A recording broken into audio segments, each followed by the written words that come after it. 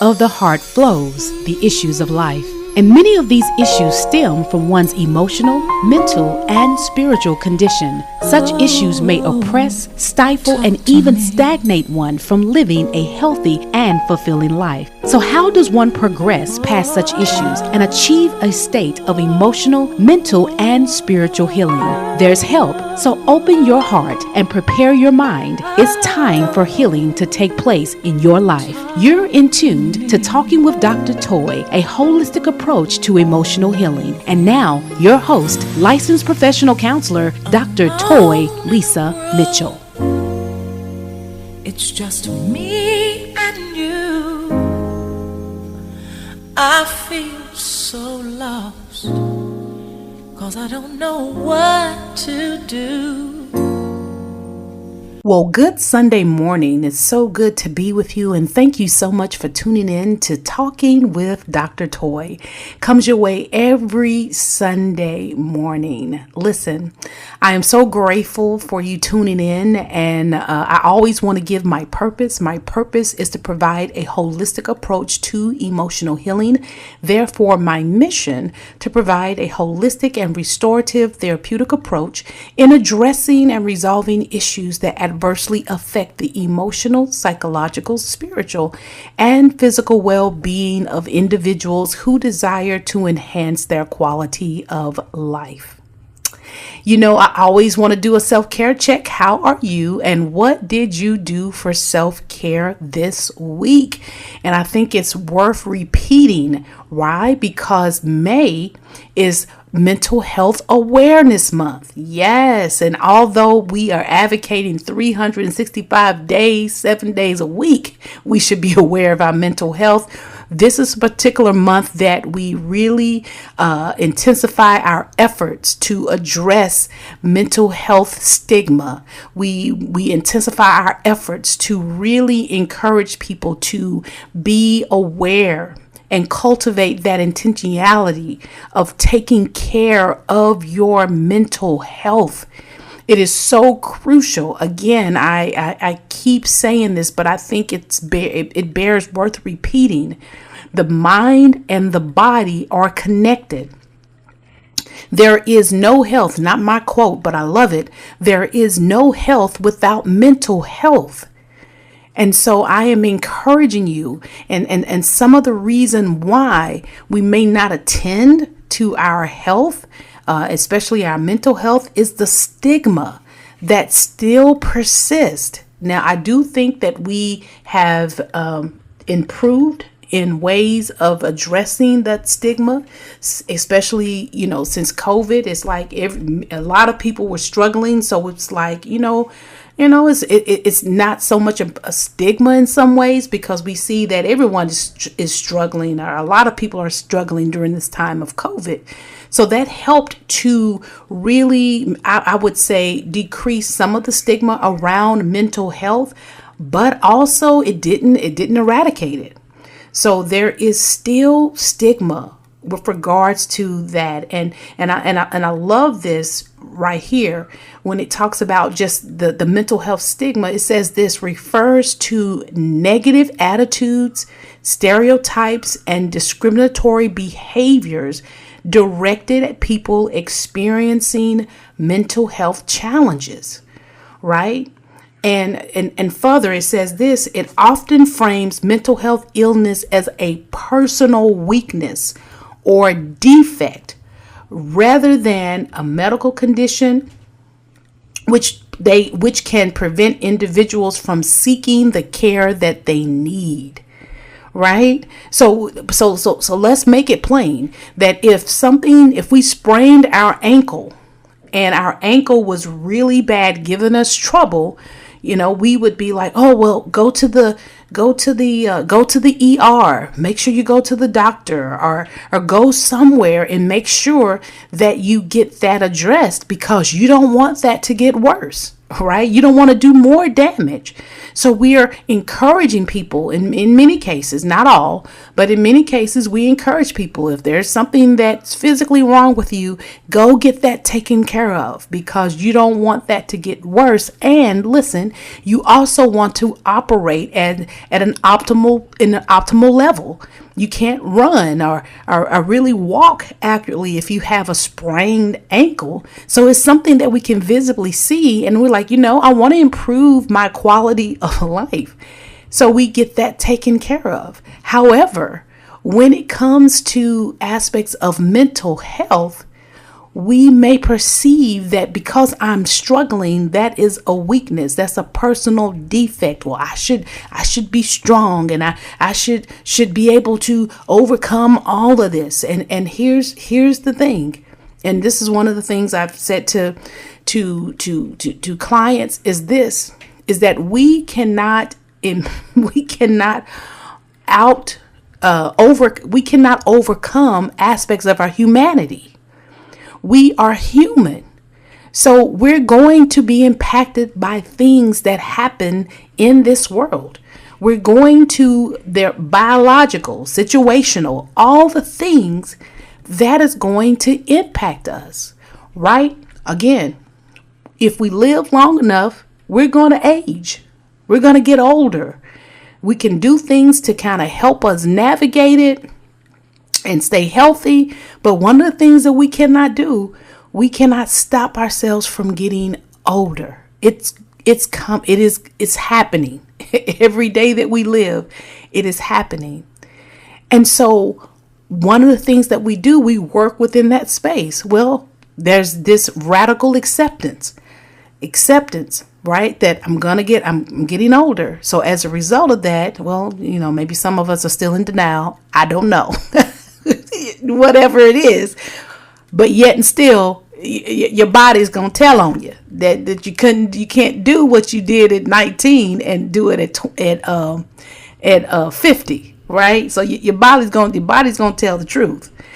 Now some of us may try it, and that's why we gotta slow a roll, right?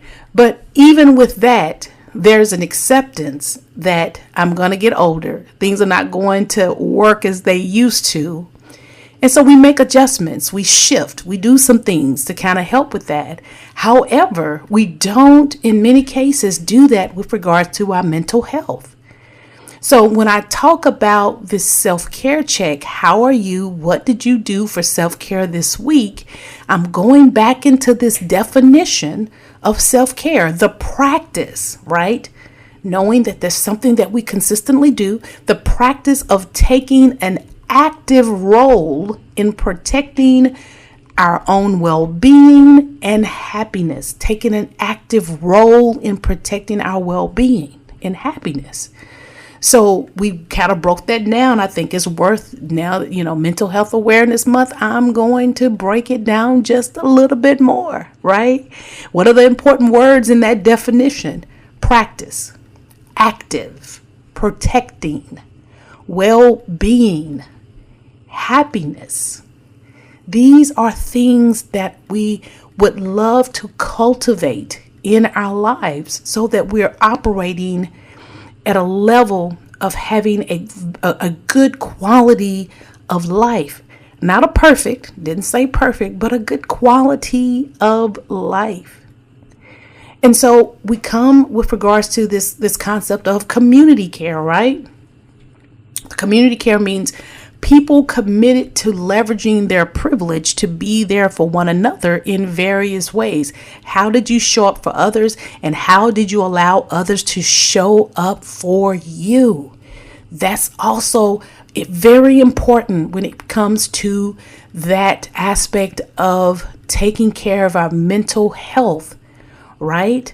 Allowing others to show up for us, receiving help, and also to us showing up for others. And then that self-awareness, I love this. I love that aspect of self-awareness. And that's one of the things one of the questions posed with regards to that. How did you show up for you? Yeah, self-care is taking an active role in protecting your own well-being. And then that self-awareness, how are you showing up for yourself, right? Love this definition of self-awareness.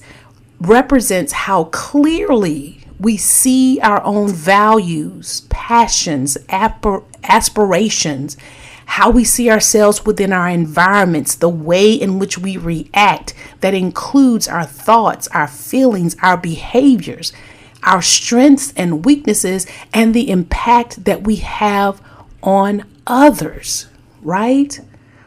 And I love this aspect of self-awareness is your ability to perceive and understand the things that make you who you are as an individual. It is sometimes, listen, let me say this. Sometimes what happens is that, especially if we've experienced trauma, we get into this place where we people please, right? And then we kind of connect that as fawning, that aspect of a post-traumatic trauma response as far as fawning. And when we are, and many of us may experience this where it's like we put others before ourselves, right? We feel guilty when we put in boundaries and all of that. And so basically fawning is this aspect of people pleasing. And here's the definition of fawning. It's an unconscious trauma response where an individual appeases, flatters, and over accommodates others to avoid conflict, to prevent harm, and to establish safety.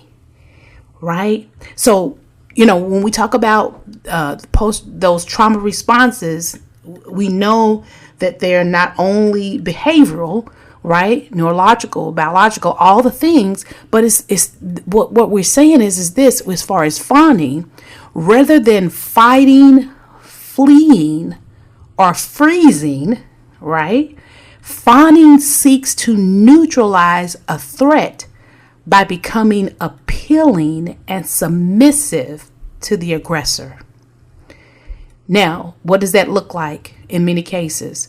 Extreme people pleasing, saying yes even when every instinct screams no to keep others happy. Right? And these are some definitions, not my content, but I think it really, really hones in on this aspect of fawning, and I'm going somewhere with this. Abandoning boundaries, setting aside personal values, feelings, and limits to meet the expectations of others. Here's another one.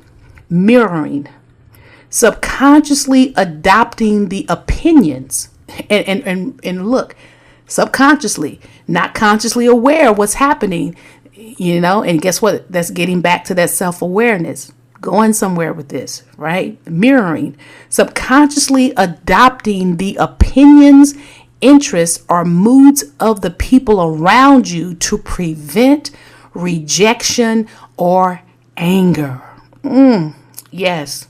No, in some ways, it's like we're adopting other people's perspectives and interests and even moods because, again, we don't want any conflict. So in order to prevent us from experiencing rejection or anger, we adopt theirs. And in some ways, we disconnect or maybe in some don't have any clue of our own because we are adopting theirs. We're mirroring in that sense. And then finally, this one, chronic over-functioning. Taking on the emotional or physical burdens of others to maintain a sense of relational security. Wow. Let me say that again. Chronic over-functioning, taking on the emotional or physical burdens of others to maintain a sense of relational security. And that can come in a space of not wanting to experience rejection, not wanting to experience conflict, abandonment in any way. So we chronically overfunction in some ways in order to maintain relational security, even though it may be toxic. Right? This is a trauma response. Now, why am I talking about this today? Because this will impact your ability to cultivate self-awareness in your system.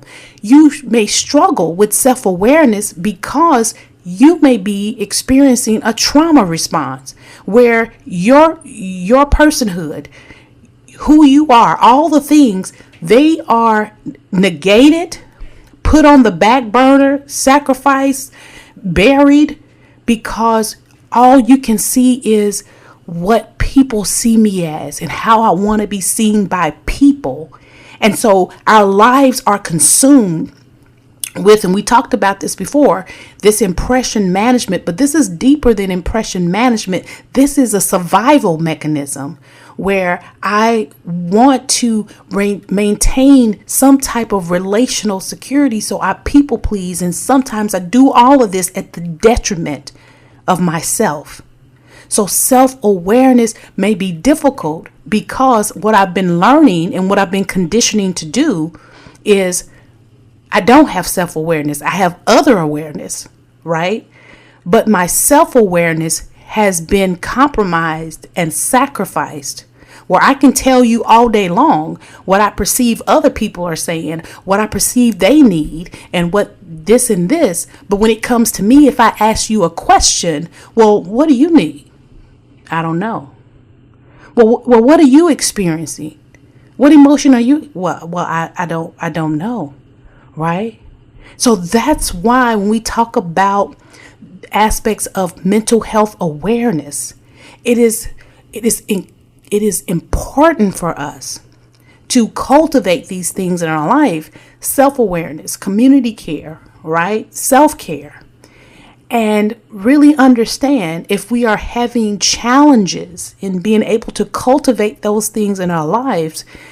Could that come back to, or could that be connected to a trauma response? And let me say this, and you say, well, I just need to stop. Let me encourage you and also cultivate a space of compassion. These are trauma responses. What does that mean, Dr. Toy? What that means is that this is not just a matter of your will to stop doing. These things are ingrained not only behaviorally, but look what I'm saying. It's a trauma response, biological, neurological. All of these things are connected. That's why it's so important for us to do our work, right? So what work does that entail? Well, let's go back to this definition of mental health by the World Health Organization. I love this definition of mental health. It says this: mental health is a state of mental well-being that enables people to cope with the stressors of life, realize their abilities, learn and work well, and contribute to their community. Let's go back over that again. Mental health is a state of mental well-being that enables people to cope with the stressors of life, realize their abilities, learn and work well, and contribute to their community. So let's just do a brief assessment according to this definition. All right. Mental health is a state of mental well-being, right? And so let's stop there when we talk about mental well-being. Okay. So when we talk about mental well-being, what does that mean? Well, here's the thing. I love this. Mental well-being is a positive state of emotional, psychological, and social functioning. Right? a positive state of emotional, psychological, right, and social functioning. So let me ask you a question. How is your well-being? Well-being includes emotional resilience, the capacity to manage emotions, to cope with everyday challenges, right? And to be able to come back from adversity, emotional resilience, functioning well. Let's talk about that. Feeling competent, in control, and able to work productively or contribute to your community. This mental well-being, right?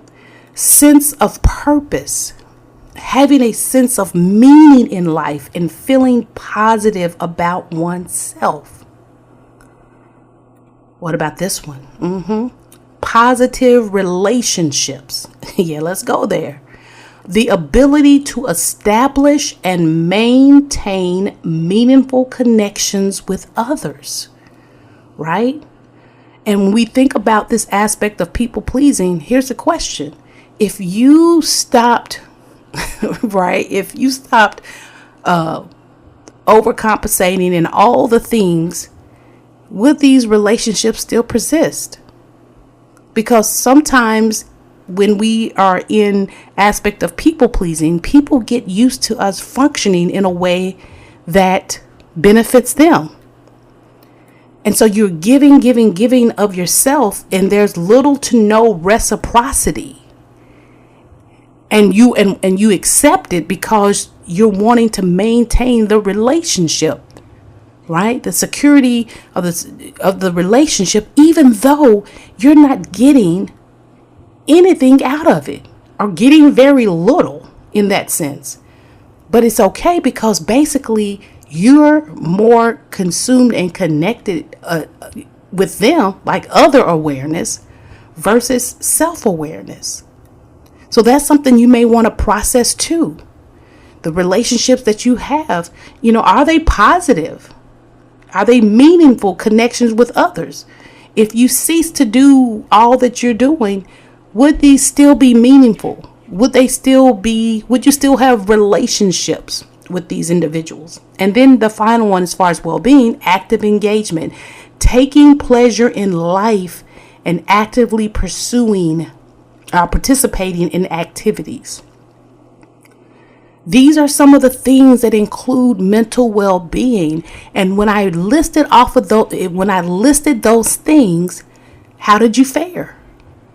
Take time and process that. Functioning well, sense of purpose, positive relationships, active engagement. How did you fare? Because that mental well-being, guess what that does? Enables people to cope with the stresses of life. And let me tell you, with all that is happening in our community, in this nation, it does impact us. There are stressors, not even, in our own families, right? There's a lot going on.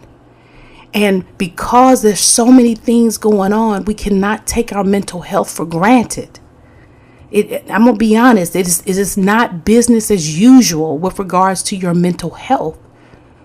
And so that's why I'm encouraging us to be vigilant in taking an active role on ways that we protect our well-being. And mental well-being enables us to cope with the stresses of life. And I love this part. How are you coping? How are you coping? Are you coping in effective ways, in healthy ways, right? Because we know that we can develop some unhealthy coping mechanisms. So that's another question.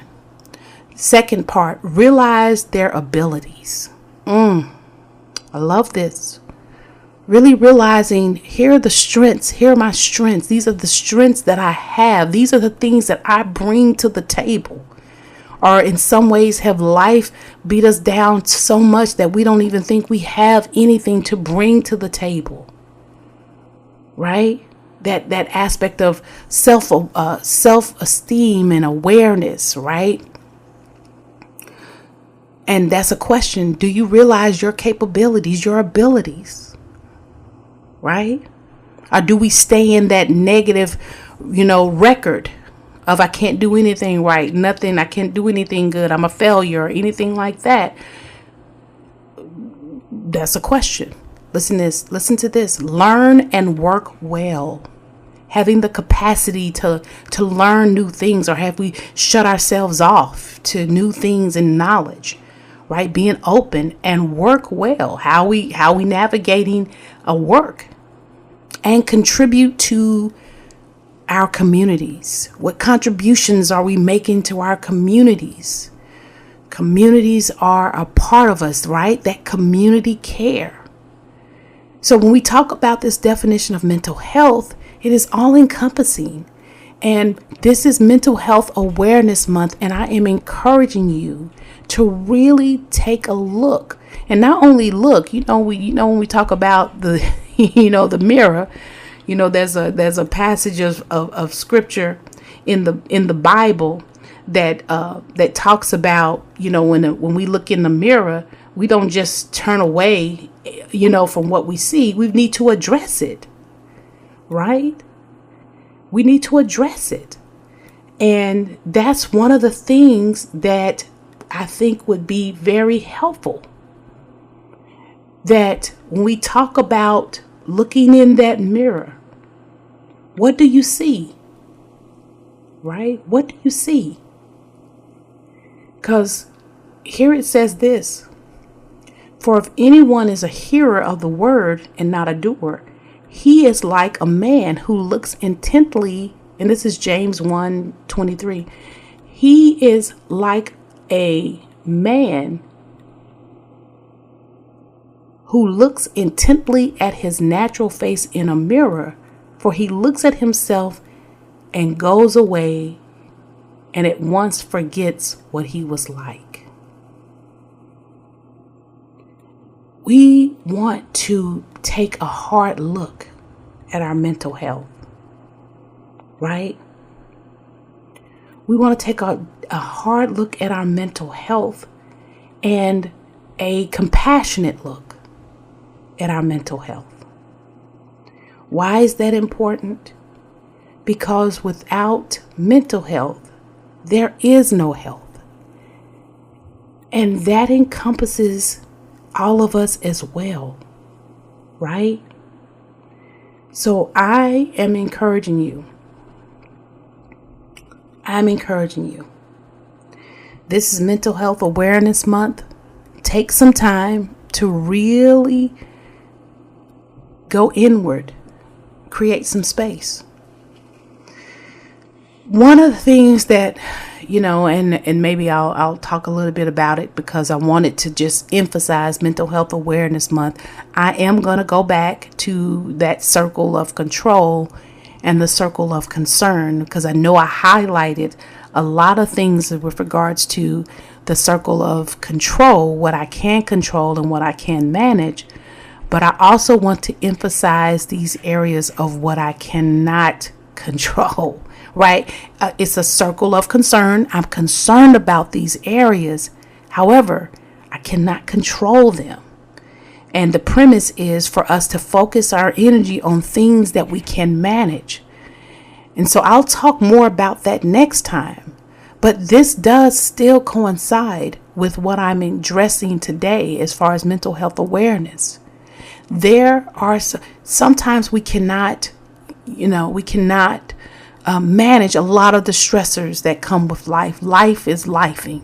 There's a lot of things that are beyond our control. However, there are some things that are within our sphere of influence. And that is being aware, right? Taking an inventory and being aware of our mental health. It is so very important. You're not weak if you're struggling. You're not defective if you're struggling. We are in this world and we will be impacted by it.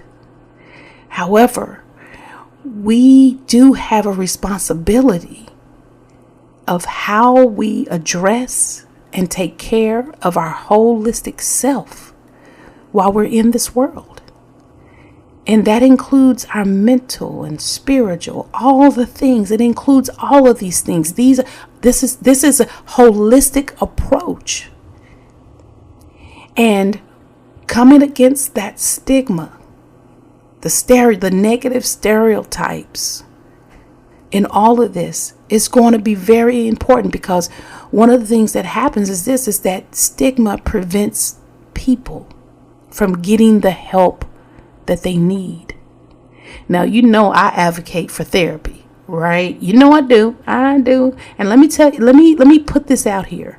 If you've had experience with therapy and you had a negative experience, I get it as to why you're like, well, I don't want to go back. I because it was so negative. And listen, I know sometimes we get in a place where we want to protect ourselves. And so we're like, and being in therapy, it's a very vulnerable place. It really is. But here's what I'm encouraging you to do, though. It is a part of you getting help that you need. And so when we go to a doctor and we don't like that doctor, I know there's some differences there. I know, as far as a medical doctor, I know there's some differences. You're not telling, in many cases, the medical doctor all your secrets are in, those things that are intimate. However, but I need a doctor. And so if I don't like the way this doctor has treated me or anything like that, guess what I'm going to do? I'm going to another doctor, right? I'm going to find someone that's going to take care of me in the way that I deserve to be taken care of. And my hope is that's the way you view your therapy experience. And for those of you who've never tried therapy and you've formed some opinions about therapy to say, well, it's just this, because there can be some misconceptions and stereotypes about therapy, the therapeutic process. And if you're in that space, but you've never tried it, well, I've heard what other people, I know you've heard what other people said, but have you had your own experience? So why create a narrative that's not informed by your own experiences? That would be helpful. So for those of you who have not, I would encourage you to reach out and try it, right? Now, I know there can be some barriers and challenges to therapy, to counseling. Some of us do have the resources. And so those who do, I'm encouraging you to try it. Those of you who like, well, you know what? I don't have the resources. Then here's the thing. Then one of the things that may be helpful for us to do with you is to say, okay, then maybe lean into your support system. What does that look like? They're not therapists, but maybe just needing some encouragement or something like that. Those are, we can think of other ways in which you can really tune in to improving aspects of your mental health. Well, listen, that's all the time that I have for today. I want to thank you so much for tuning in. You know what I always say, my sayings. 1, relentlessly and intentionally pursue authentic and genuine relationships vertically with God, horizontally with others, and inwardly with yourself. 2, maintain and sustain a keen sense of awareness and ongoing discovery about self as well as others. 3, take good care of you and engage in things that are helpful for your mind, body, soul, and spirit.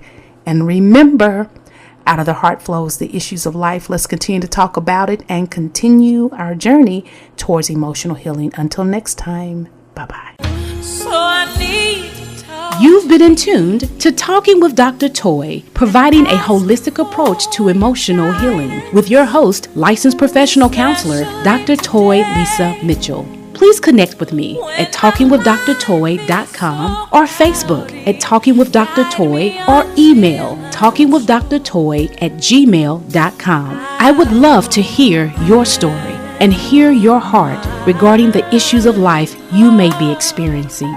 Remember, out of the heart flows the issues of life. Let's continue to talk about it. I look forward to hearing from you. Thanks for listening, and please join me next week for Talking with Dr. Toy.